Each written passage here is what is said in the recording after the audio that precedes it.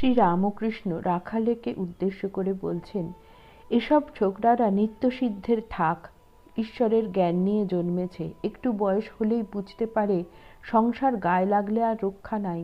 বেদেতে হোমা পাখির কথা আছে, সে পাখি আকাশেই থাকে, মাটির উপর কখনো আসে না, আকাশেই ডিম পাড়ে, ডিম পাড়তে থাকে, কিন্তু এত উঁচুতে থাকে যে পড়তে পড়তে ডিম ফুটে যায়, তখন পাখির ছানা বেরিয়ে পড়ে, সেও পড়তে থাকে, কিন্তু তখনও এত উঁচু যে পড়তে পড়তে ওর পাখা উঠে ও চোখ ফোটে।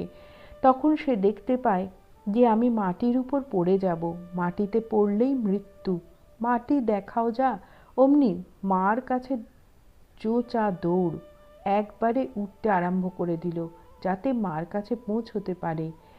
এক লক্ষ্য মার কাছে যাওয়া। এসব ছোকরারা ঠিক সেই রকম, ছেলেবেলায় সংসার দেখে ভয়,